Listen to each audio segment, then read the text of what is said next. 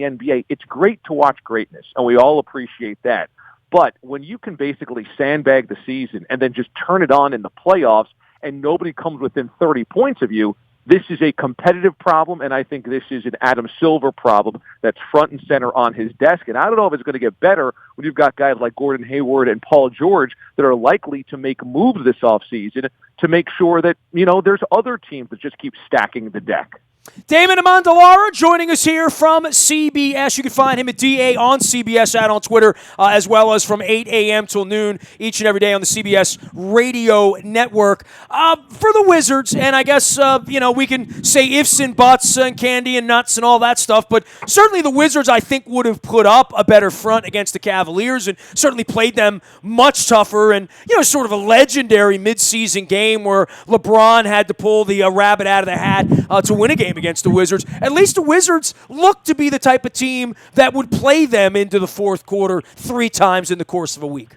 I think they would have. I don't know if they could have gotten a win, but I definitely think because of their athleticism, because of their speed of the perimeter, because of what John Wall can do, and when Beal has a night like he can have, combine that with some of the interior ruggedness that a Morris brings to the table and a Gortat, you have some pieces that I think that would have pushed at least competitive games in the Eastern Finals. And for one, that was one of the reasons I was really pulling for the Wizards to make it out of the second round. Also, the more that you kind of read between the lines of the Cavaliers, I think they also knew that. I think they wanted the Wizards in the East because they knew that the Celtics really couldn't put up much of a fight, and that if you were going to prepare for the Warriors, the Wizards brought to the table a little bit more of a parallel. And that being, good guard play, a dynamic fast point guard in John Wall, a great sniper in Bradley Beal, kind of like Klay Thompson, then some ruggedness down low like we're talking about, maybe an ability to kind of match up with Draymond Green and prepare. I think the Cavaliers would have prepared properly and better and wanted to do so by seeing the Wizards get through. But getting the Celtics instead, you can just see Boston at such a different level, and it's just a disadvantage that the Cavaliers are barely breaking a sweat, beating them by 25 points. For you with this sitting guys, sitting stars, I mean, look, man, you were a kid growing up, when you take a kid to a game, I mean, it would have broken my heart if my dad took me to see the Lakers back in the 70s and Kareem and Magic just decided to sit out. Or my dad would have taken me down to the Capitol Center to see the Chief and Larry Bird, and they would have sat out. Or Michael Jordan, or Barkley and Dr. J, or, any of that sort of stuff. And I guess in the modern vernacular, people have to be okay with this because I don't think Silver can do anything about it. I don't think you can make the horses go out there. And certainly in the NFL in late December, nobody begrudged Tony Dungy from saying, I'm going to sit Peyton Manning, or we're going to sit, Tom Brady was going to sit. I mean, that's fine with me. I'd want the Ravens sitting Joe Flacco if it didn't matter. And they have done that in the past. So, but in the NBA, it's a little different when they only come to your hometown once every year, right? Yeah, and I don't know if on outside of minimizing the schedule, chopping some games off the schedule, I don't know if there's a solution because, as you said, how are you going to force players to play if they say, I've got a nagging ankle injury, or today I don't feel that great, or today I need a little bit of rest or whatever? You can't force guys to be out there on the floor if they feel like they're not healthy and ready to go. And I think the issue is there has been no punitive damage. There is no punishment when you rest. We've seen the Spurs do this for years, and the Spurs have gone on to the NBA Finals and won the NBA Finals and become a modern dynasty. For LeBron, when he takes days off in the middle of the year, look what happens. He just turns it on to the playoffs. So you can't say that it was the wrong strategic decision. It might be bad business for whoever is trying to sell tickets, but it's not bad business for LeBron because he's just in it to win it. And if it's helping him win championships and get to NBA Finals, which he is every single year, how do you argue with it? So I don't really know if there's a solution outside of chopping a couple of games off the schedule. I don't think that's going to happen. So unless you are just going to buffer every major game on national TV with a couple of days off on either side of it so that players don't have an excuse to say, I don't have enough time to rest, I don't know if there's a solution, but I would agree. I think this is a real problem for the NBA because it just suggests that there's huge swaths of the regular season that just don't matter. Damon, NFL offseason is almost here. We're, about 3 weeks away from blowing the whistle and sending everybody home for a month and a half and coming back in late July and cranking up the engines. you have any expectations for a couple of these teams that may be making that kind of move that the Atlanta Falcons made last offseason? I think it's really hard to say right now who could be the Falcons simply because we don't know how all these rookies and free agents fit yet until we start seeing them a little bit in training camp and where they're going to kind of fit on the depth chart. I don't think it's crazy, though, to think like a team like the Tampa Bay Buccaneers could make that type of move because of the weapons that they've surrounded Jameis Winston with and because of where Winston kind of is on his development scale. I think that you look at the Tampa Bay Buccaneers and say, okay, that's a team that didn't make the playoffs last year, but will probably be in the playoffs this year. At least will be in the playoff hunt this year.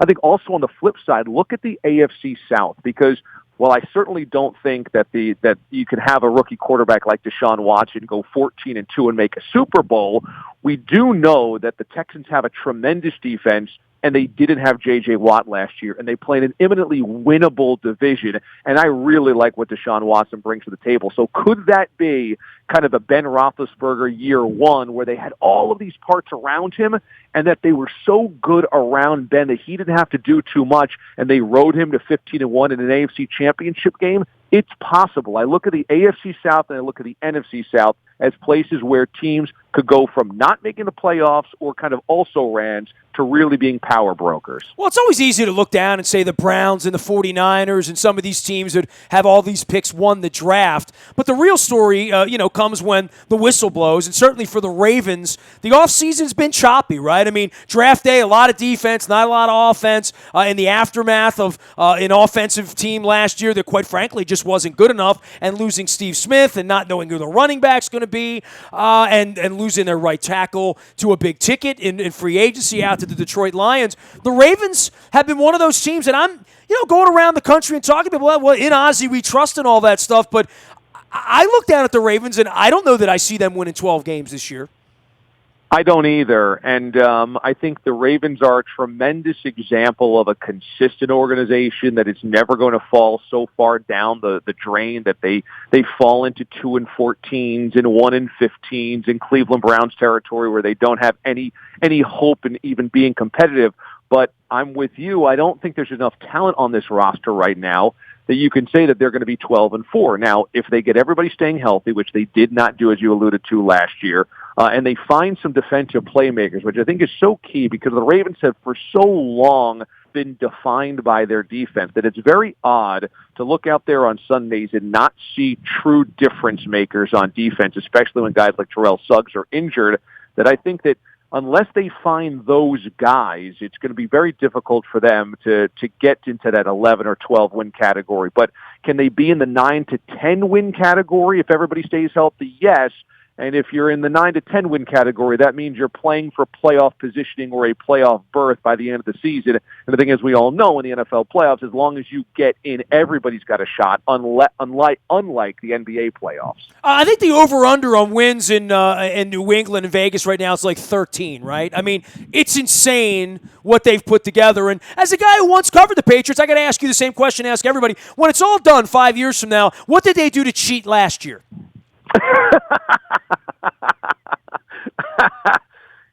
It's amazing to me that Patriots fans, and I worked and lived up there in Boston for 4 or 5 football seasons, 4 years, 5 football seasons, and I was always amazed that they were kind of like, what, we cheat? What are you talking about? And, it's one of those things where Bill Belichick we all acknowledge that he pushes the envelope. We all acknowledge he's looking for loopholes. Well, in doing so, you're going to break some rules sometimes. Now, do I think that by deflating footballs, that's what made Tom Brady great? No. Do I think that because they filmed guys on the sidelines doing defensive signals, that's what created a dynasty? No, but you also have to realize that you're caught red-handed. That's part of the process in New England. So they are pushing every envelope, and if you deny that that's how the Patriots have gained some types of slight advantages over the years, you're blind, you're crazy, because clearly that has been part of the equation in New England. They're cheaters, Damon. We all know that. Yeah. Which is amazing because, when you have Tom Brady and Bill Belichick, you don't need to cheat. You will win 10 to 12 games every year anyway. So it's kind of these things it's one of these situations where you've made your bed and people will paint you that way, and it was totally unnecessary in my mind over the course of time for them to have done the things that they did. They didn't need to do it to win. Well, the amazing part about this year, and I know I bumped into you in Houston before the game, they had done everything except come back from 3 touchdowns down in a Super Bowl to win a game. Now they've done that too, right? Yes, and it begs the question: when is this run going to end? Because if you live in Miami or you're a Jets fan in You're New starving. York, or You're starving right now. A Bills fan, yeah, you've been 15 years without having a chance at winning the division. 15 years you don't have a chance. So I think it's also boring for a lot of AFC cities because you go, well, we could be good, but we're never going to be the Patriots. When is this going to end? And I've got to think when Brady finally hangs them up that there's some type of competitive balance restored, but at the same time, who's to say he's going to retire anytime soon? I mean, the guy is playing like he's 35 instead of 40 or 32 instead of 40, so I don't know when he's going to finally fall off. Well, Jimmy Garoppolo's going to the Hall of Fame, too, so he's going to carry this on through 2032, right? Yeah, I've read that somewhere. Yes, this is just going to be like a 30-year dynasty that nobody can finally crack. It's because they're cheating, Damon. That's what it is. You can find Damon Amendolara out on Twitter at DA on CBS, as well as on the morning shows there at CBS Radio. Hey, it's great having you on, man. I appreciate our kinship through NFL Network's Top 10, and you show up, I show up. There's one A, there's another, a lot of consonants and vowels, and my A and a lot of consonants and vowels. So we share that in common. Hope to see you further on up the road, man. You've been a great guest. Thanks for taking some time. My pleasure, man. You're one of the godfathers of the industry. I totally love jumping on with you, man. Thanks so much. What did you say? Godfather of the industry? Define that for me. What does that mean? I'm one of the god. It's because I'm more than 25 years of doing this? I'm telling you, you're one of the pillars of sports talk. I mean, how long have you been doing this? I remember 25 and a half to make you laugh. 25 years. Yeah, I mean, I'm talking about when I... And I'm only 26. It's amazing. You were doing this as a toddler, Nestor. Oh. You were a prodigy at 2 years old. But you've been doing it at a really high level for a really long time, and you had this national, I thought, like a national kind of feel for all the stuff that you did, that you put out there for doing the show in Baltimore, and then, as you said, at the national network. So I consider you one of the pillars of this industry. That's one of the very kind of you. No one's so. ever called me the godfather of anything. Even maybe your godchild. Ever. I love it. I'm going to steal that. I'm going to become the godfather of sports radio in Baltimore. I've got you on the record as saying that, David. I appreciate that, man. Thank you very much. I am happy. Yeah, you can attach my name to that band. I'm going to steal that everybody band. know I said that. Hey, man, thanks for coming on. I appreciate it, bud.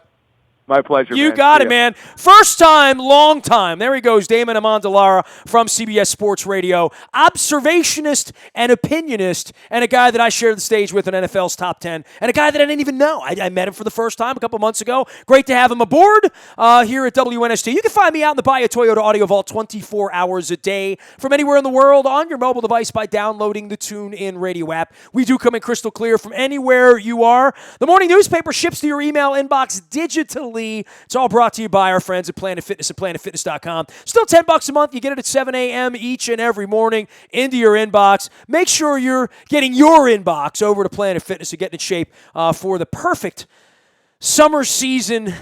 Just do it, man. Just sweat a little bit. It's good for you. It's only $10 a month. They take great care of you over there. Last but never least, breaking news happens first on our WNST Tech service. That's all brought to you by our friends at Coons Ford of Security Boulevard. Dennis Colatzos will be here Thursday from 3 until 5, driving you home. It is the SSV on WNST. I'm out on Facebook Live as well as our YouTube WNSTV channel streaming, and I'm a very available individual, nasty at WNST.net. We're on Facebook, Twitter, LinkedIn, Snapchat, Instagram, and streaming live on our Facebook. We are WNST.net, AM 1570 and WNST Towson, Baltimore, and we never stop talking Baltimore sports.